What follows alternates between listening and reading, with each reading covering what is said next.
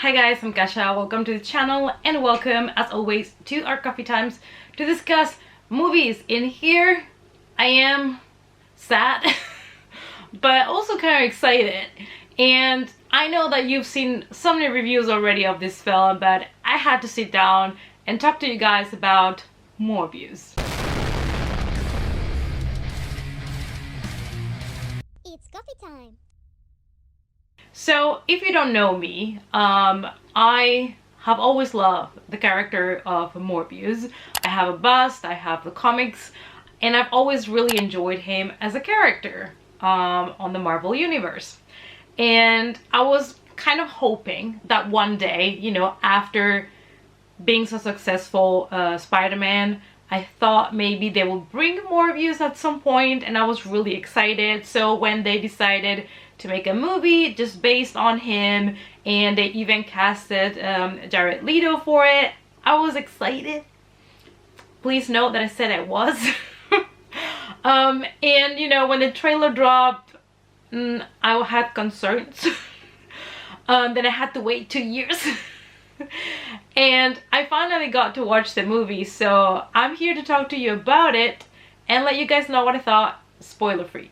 Morbius the Living Vampire, also known as Dr. Michael Morbius, it is a character that appeared on the Marvel comics, and it was kind of a villain, if you may, at some point, but I feel like he's more of an understood hero. In the Spider-Man comics, he was depicted as an anti-hero, and he's also the one actually responsible for turning Blade into the creature that he is. And finally in the 1990s he got his own comic series, and he was more there depicted as this flawed, kind of conflicted main character, and that is when I really could relate to him as a character, and I feel like he's such a misunderstood so-called villain. So Michael Morbius was an award-winning biochemist, and he had a disease that was making his life miserable, and since he was a kid he was struggling with this disease and got to meet other kids with the same kind of issues. And basically all his life, because he was really smart, he has been trying to find a cure for this, and basically the movie does really follow pretty closely the story that we got to know. So Michael Morbius attempted to create this cure by mixing DNA, you know, from the blood of bats and some electroshock therapy, but it didn't go as planned, and he ended up converting into a pseudo-vampire. So he kind of got some of the features that we know from vampires, like the classical vampires. Of course, the main point that make everybody think of vampires is that he starts to crave blood in order to survive, and animal blood is not gonna cut it. He actually needs human blood. The longer he has been with this cure and consuming blood, the more powers he develops, like super speed and the ability to fly, and all of these things that we know from the comics are all of them in the film. So far it's so good, right? So the character in the comics also ends up transforming physically, getting hideous and with this pale face and the flat nose and all of the things that they have tried also to incorporate in the movie. So in general, when it comes to the origin story of the character, they did a really good job on bringing most of it to the film. Now the problem is that this movie is so messy, is such a jumble of ideas and things and, you know, good intentions, and, you know, it just became a little bit unbearable at times. Now let's dig into the actual movie, directed by Daniel Espinosa.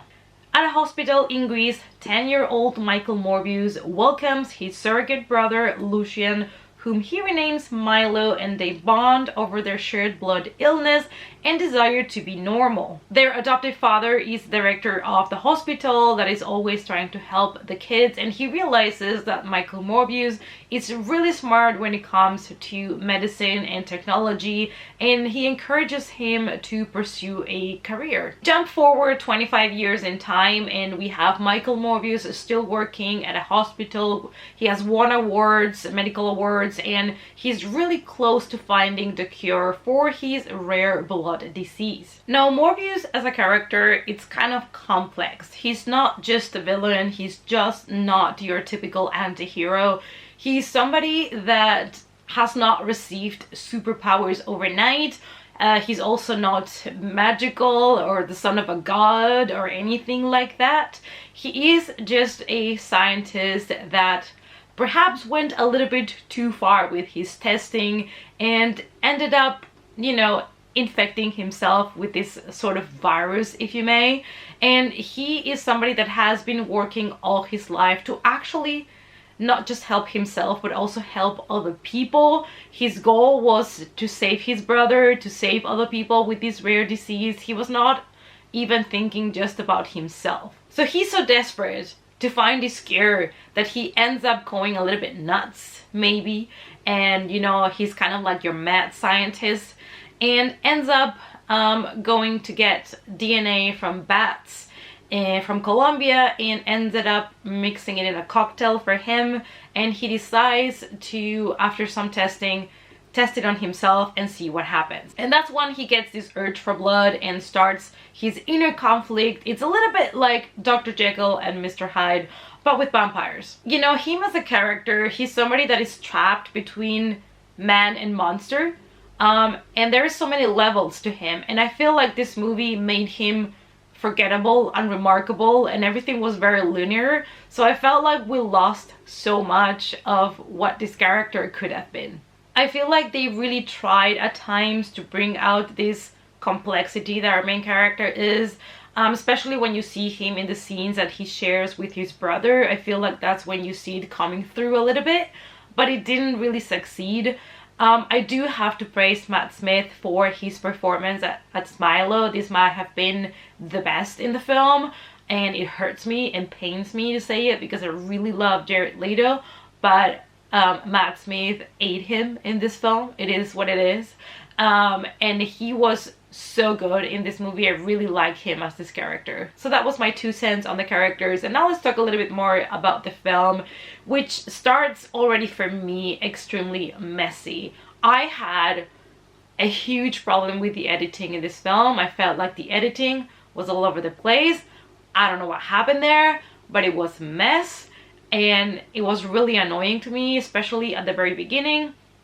I get that we're trying to get kind of a background on the character, and they're showing us, you know, him as a kid and him trying to find out a cure at the very beginning at his young age. But they're kind of chopping the scenes in a way that it just didn't feel natural. It felt like everything was just chopped and pasted without anybody actually going through it again. It just felt like so weirdly edited together, and it didn't have any flow, and it already irritated me. Which is weird because Pietro Scalia, who is the editor in this film, has worked in other movies like Gladiator, The Martian, and many other films. When it comes to the editing, even a little joke that didn't really land for anybody that was on the trailer was edited out of the film. Apart from something else that was also edited out of the film that is on the trailer. So I don't know if there was some re-editing on the film, but something happened there, and the editing was one of my biggest issues with the movie. On top of that, we have many plot holes, and some of them are just so dumb because they are so on your face. It's like, how didn't anybody in that room say something about it? Like, at the very beginning of the movie, which is not a spoiler, we see Michael Morbius working at a hospital in his like private room where he runs his tests and he's trying to find a cure. And we see his nurse assistant to his projects that comes in, and she reveals to him that she knows about his plan with the vats, and she opens this kind of like huge tube with the bats flying around up and down, and he tells her, oh, how do you know about that? And you know, that's supposed to be a secret. And they're talking about it like it is like a super top secret thing. Nobody's supposed to know that Morbius is working with bats to find a cure. And like 2 minutes later, somebody else from the hospital just comes into the room where the bats are still going on and still open and everybody can see it. and they just have a conversation. Nobody cares that the bats are there. It's like, isn't this supposed to be like top secret? Nobody's supposed to see these bats. Like, what's happening? I don't know. Now, the visual effects are another point here that I would like to address. The only thing I'm gonna say is that at some point they just become really repetitive and dragging, and you kind of get tired of seeing the same thing done over and over again, and some of the choices were not my favorites. So it feels like with this movie we're going back to a less sophisticated kind of superhero movies like Elektra or Daredevil. I'm gonna remind you that those exist, so maybe you're a little bit less critical on Morbius, because those movies actually happened. There is so many things that are against this film, like, you know, the plot, the storylines, that they don't really help or assist the characters, the choppy editing. It was just so messy, and it really hurt my feelings. It hurt my heart, because I really love this character. It is, for me, a huge missed opportunity, because the character of Morbius can be so complex, and it can be so different from other superhero movies that we have seen before if they would have treated this character correctly, and they would have given him the character arc that he deserved. Because most superheroes that we have gotten movies from are nothing like Morbius. He's not really an anti-hero or a villain. He's just a really complex character that all he was trying to do is do something good, and ended up creating something that was not so good, and then he got trapped in it. And so it's kind of like this, again, like I'm gonna say it again, kind of Dr. Jekyll and Mr. Hyde, which is a really complex scenario, and he could have been so much better than this movie. When it comes to the horror, there's nothing much that I'm gonna say about this film. It is a little bit darker than other movies. I think for this one they do have PG-13, and what I can tell you is that I think because of that we have also lost the opportunity to have a great horror character, because, you know, at the end of the day, Morbius, it is a pseudo vampire. He does get the vampirism features, even though he is not a classic vampire per se. But I really did like kind of the main horror, if you wish, theme of this film, which is basically that health is a privilege. And yeah, I kind of enjoyed that, and some of the fight scenes were okay, but most of the CGI and flying around, at some point it just became so repetitive and boring that it just kind of lost the spark. So at the end of the day, I'm gonna make it quick and painless. I gave this movie a 2 out of 5. Do I recommend you guys to watch it? I guess. Am I biased? A little bit, because I really love the character. When I went to see this film, I went with really low expectations, because I had already seen many negative reviews, so I kind of knew what I was getting myself into. Also, this being a Sony movie, no disregard to the company, but I kind of expected them not to treat the character as I would wish them to. So I think my main issue with this movie was the really horrendous editing that it has, the rushed feeling that the movie had, and it just, this character didn't have the heart that it deserved. I feel like the people that got this job didn't know how to treat the character. They didn't know what to do with it, and at the end of the day they made this really forgettable, really plain movie about this character that, you know, I don't think they even understand. Now, am I still gonna buy this movie? Yes, I am, because I really like this character and I want to watch this movie again, even though I'll admit it, this is not a good movie. It is not. But let me remind you again, Elektra and Daredevil exist. And there's also many people that enjoy those movies. Now, this is gonna be one of those movies that is like, I know it's not good, I'm still gonna enjoy it, you know, in my own terms.